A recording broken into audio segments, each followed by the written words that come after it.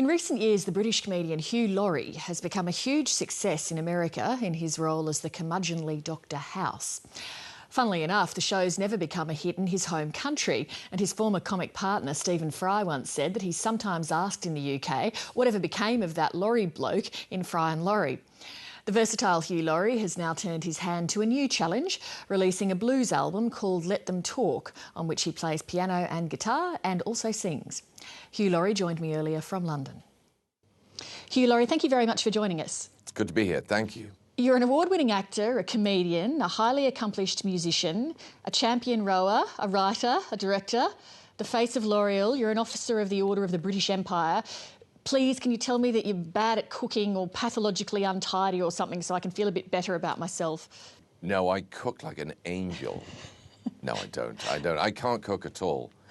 I can't cook at all. And I also, by the way, I don't even recognise the person you just described. That sounds like a like a list of things that I... But I'm a jack of all trades, is what I am. A jack of all trades. And I think that's a respectable thing to aim for. We can't all be... We can't all be David Beckham. Sometimes even David Beckham can't be David Beckham. I read an article recently and it said that when you and Stephen Fry were younger, you were asked whose career you'd like to emulate. Fry said Alan Bennett, and you said a cross between Peter Ustinov and Clint Eastwood, perhaps with a dash of Mick Jagger. I was wondering with the CD that you've just now released, if that's the dash of Mick Jagger finally coming in. No, that's the Peter Ustinov. I sing like Peter Ustinov.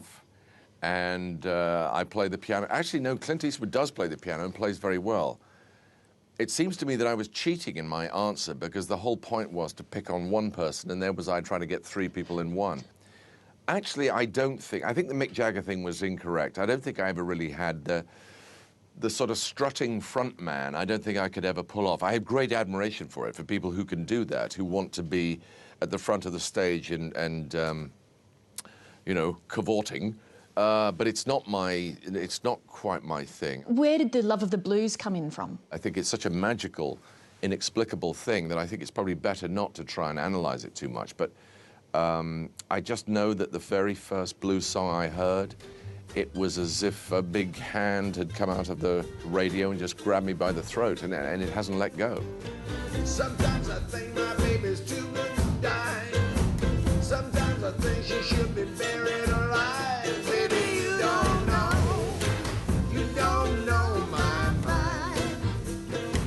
The writer Clive James once wrote about the difficulty of escaping, as he put it, the shackles of reputation, that once you're a public figure and that people see you a particular way, it can be hard to break out of that and do something different. But you really seem throughout your career to have been able to transgress that. How do you think that is? Well, my secret was never to do anything so well that you got trapped in it. You know, I felt when I was starting out as a comedian or as an actor, you know, I looked around and I could see, obviously, that you know, Kenneth Branagh was standing up there and doing Shakespeare incredibly well. I was never going to be able to be, you know, to outdo him at that. And there was Rick Mayall doing stand-up comedy incredibly well. I couldn't, you know, so that was my secret. My secret was just to sort of hover just in, just underneath that level, and never excel too spectacularly in any one area. That's my secret. I'm giving it away now. That was my strategy. Everyone will be trying to do it now. Right? See, you see. I recently finished Stephen Fry's latest memoir, and he writes about when you guys were starting out, as you've just alluded to. And one of the things that's clear is that the BBC and Granada TV pretty much gave you guys this incredible opportunity where they said, can we get you on board and you can pretty much just develop what you like for us. Do you think that if you were starting out in TV today that you'd be given that sort of leeway? No, absolutely not. We were incredibly lucky to arrive when we did on the scene, and it really was a scene, actually, if ever there was. But it was about timing. So much of life is about timing, and therefore, really what I mean is just good fortune, and we were incredibly lucky. We'd never have a chance like that now. I think it would be a completely different story now. Your ass is mine, mister. The day you joined this man's army, you signed your ass over to me. Oh, I get it, sir. Oh, you do? This guy wants a piece of your ass, and you're thinking that being as my ass is yours, maybe you could give him a piece of my ass as a way of saving your ass. Jake, Gibson? Sir? Shut your ass. Nobody likes a smart aleck. What's changed about the TV industry now that people aren't given that sort of a freedom, I suppose? Well, I think that the audience has so fragmented now. You know, when we were doing the P.G. Wodehouse stories, Jeeves and Wooster, for example, we would have 10 million people would watch the show, and that wasn't even considered an especially, you know, a gigantic hit. And it was successful, but not massive. Now, if you can get 2 million people to watch a show, you're enormous. Because the audience is so fragmented that therefore there isn't as much money to devote to particular things.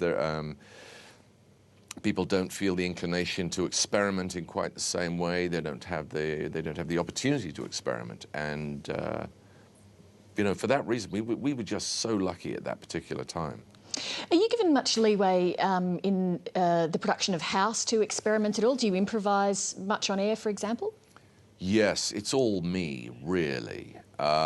They just come up with a piece of paper saying, "Patient's ill," and I just sort of take it from there. It's lucky that you've got so many medical terms at the top of your head that you just throw out there. A lot of them are made up, actually. Just a jumble of Latin and Greek syllables. No, the scripts are pretty much syllable perfect. And I'm not just saying that. They really are.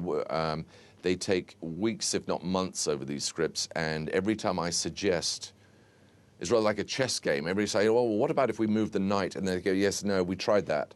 And if you move the knight there, then the bishop takes, and you go, "Oh, okay, all right." So every time I suggest, you know, what about this line or this joke or this idea, they say, "Yeah, and then we tried that."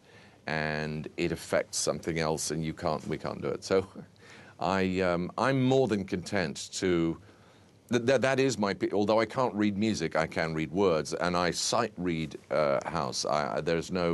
There's very little improvisation. I go where I'm pointed. Makes me sound like an idiot, but that's because I am one. 12:52 p.m. Dr. House checks in. Please write that down. Do you have cable TV here somewhere? General Hospital starts in 8 minutes. No TV, but we've got patients. Can't you give out the aspirin yourself? I'll do I paperwork. made sure your first case was an interesting one. Cough just won't go away. Runny nose looks a funny color. Patient admitted complaining of back spasms. I think I read about something like that in the New England Patient Journal is of Medicine. orange. The color? No, the fruit. How do Americans take your self-deprecation? At face value, or do they get it? No, Americans, it must be said, don't quite understand the English fetish for self-deprecation, and quite rightly. They're a little bit baffled by it. And so you have to sort of keep it in check, because you can see them very rapidly lose interest. Because if you don't think you're worth talking to, then they don't either. So they don't find it charming, nor should they. Now look at that. I'm being self-deprecating about self-deprecation. That's crazy. Hugh Laurie, thanks so much for making time to speak to us tonight. Thanks very much. Thank you. Thank you.